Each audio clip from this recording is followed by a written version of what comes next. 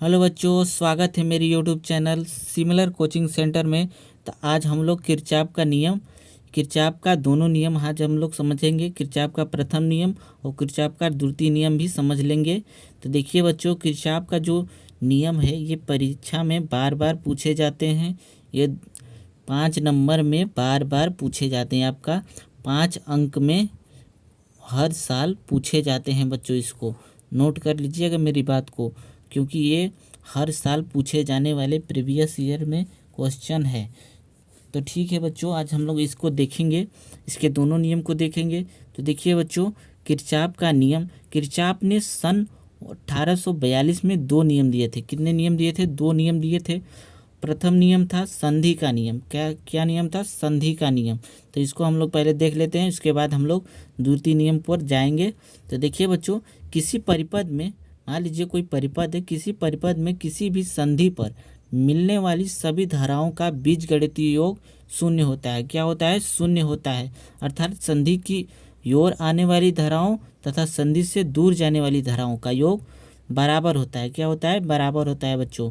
देखिए यहाँ पर चित्र में देखिए कि संधि से ओर जाने वाली धारा और संधि से दूर जाने वाली धारा आपस में बराबर है कि नहीं। यहाँ पर देख लीजिए, माजे 5 एम्पियर का एक धारा निकल के आ रही है। यहाँ से 2 एम्पियर का एक धारा निकल के आ रही है। यहाँ से 1 एम्पियर का धारा निकल के आ रही है। तो यहाँ पर जो निकल रही है, जो आउटपुट हो रहा है, यहाँ पर देखिए 5 एम्पियर का, यहाँ पर 3 एम्पियर का। तो कुल कितने हो गए? 8 हो गए। इधर भी 2 और 5 7 और 1 3, यहाँ भी 8 हो गए। तो आपस में आने वाली धारा और जाने वाली धारा आपका बराबर हो गया। तो यही आपका नियम है बच्चों, कि इसे संधि का नियम कहते हैं बच्चों। इसी को चौराहे का नियम भी बोल सकते हैं आप लोग।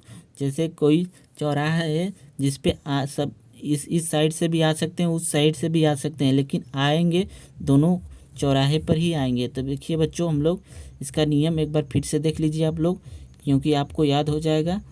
देखिए, किसी परिपद में, मान लीजिए कोई परिपद है, किसी परिपद में किसी भी संधि पर, कोई संधि पर मिलने वाली सभी धाराओं का बीजगणितीय योग क्या होता है? शून्य होता है। अर्थात संधि से ओर आने वाली धाराओं का तथा संधि से दूर जाने वाली धाराओं का योग बराबर होता है। क्या होता है? बराबर होता है। ये बच्चों, यहाँ पर जो सिग्मा आई इक्वल टू 0 है, यहाँ पर सिग्मा को बोलते हैं हम लोग बीजगणितीय योग। जो आई का बीजगणितीय धाराओं का जो बीजगणितीय योग है 0 होता है बच्चों।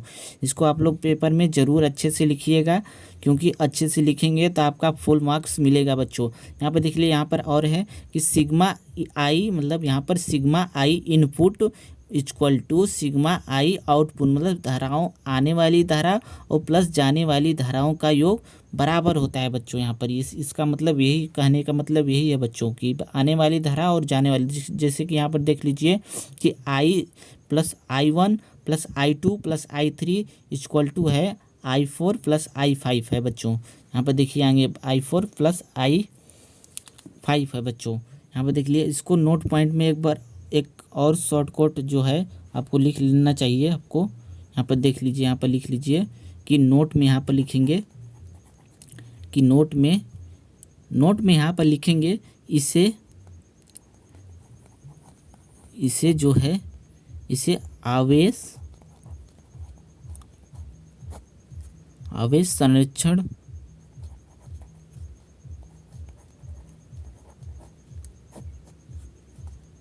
पर आधारित है। क्या है? आधारित है। क्या है? आधारित है।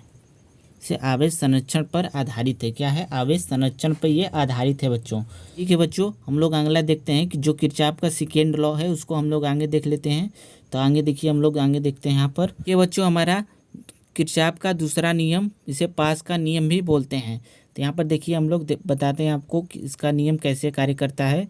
कि किसी भी परिपथ के प्रत्येक बंद पास में समस्त विभवों का बीजगणितीय योग शून्य होता है। क्या होता है? समस्त विभवों का बीजगणितीय योग शून्य होता है बच्चों। तो यहाँ पर देख लिया, हम लोग देखते हैं, यहाँ पर चित्र से समझते हैं पहले। कि यहाँ पर देख लीजिए, मान लीजिए बंद, यहाँ पर लिखेंगे, मान लीजिए बंद पास 1 में हम लोग देखते हैं पहले। यहाँ पर ये हमारा बंद पास 1 है, ये हमारा ये बंद पास 2 है। देखिए बच्चों हमारा बंद पास 1 जो है यहाँ पर पहले हम लोग लिख लेते हैं कि sigma I R equal to sigma E होता है। क्या होता है? Sigma I R equal to sigma E होता है यहाँ पर। तो फिर हम लोग देख लेते हैं यहाँ से। देखिए बच्चों I1 और R इंटू R1 यहाँ पर लिख लेंगे। ये क्योंकि धारा के समान दिशा में चल रहा है तो इसलिए इसको हम लोग प्लस में लेंगे। तो यहाँ पर देखिए आगे हम लोग इसको फिर यहाँ पर I2 और R2 ये जो है I2 ये जो है विपरीत दिशा में हो गया, हम लोग धारा के विपरीत दिशा में होंगे तो इसको माइनस लेंगे। यहाँ पर लिखेंगे I2 इंटू R2 फिर यहाँ इक्वल टू इसके हिसाब से हम लोग चलेंगे इक्वल टू फिर यहाँ पर माइनस से अगर प्लस में आ रहा है तो यहाँ पर माइनस से अगर प्लस में आ रहा है तो इसको प्लस में लेंगे और यहाँ पर इसको E1 को प्लस में ले लेंगे।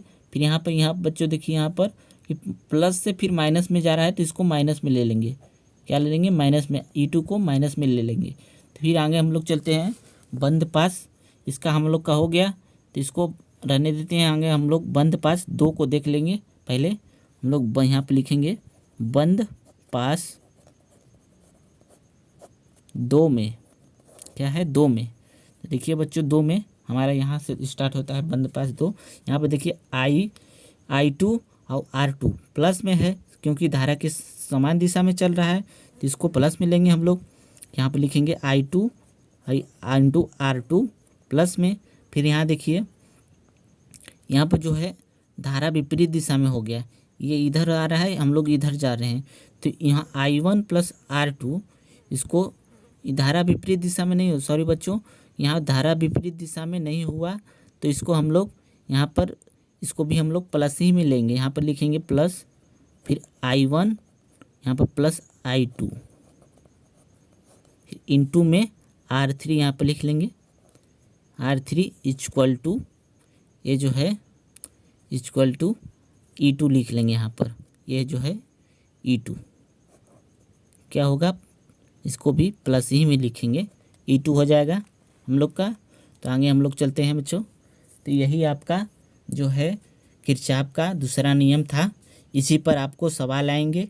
इसी तरह से आप लोग अगर इसी तरह से डायग्राम बने रहेंगे आपका सवाल का और इसके जो प्रतिरोध है उसका मान दिया रहेगा तो आप लोग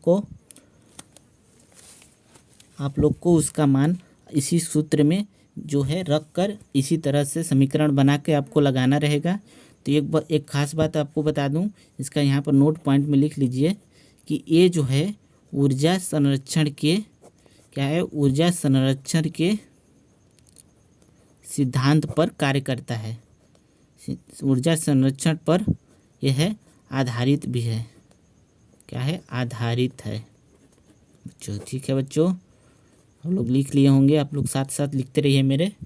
तो ठीक है बच्चों, अगर आपको समझ में आ गया हो तो आप लोग चैनल और वीडियो को शेयर ज़रूर कर लीजिए क्योंकि ऐसे ऐसे टॉपिक हम लोग रोज़ दे रहे हैं आपको। तो ठीक है बच्चों, आज के लिए बस इतना ही। अगर आप लोग स्क्रीनशॉट नहीं लिए हैं तो ले लीजिए। तब तक के लिए जय हिंद बच्चों।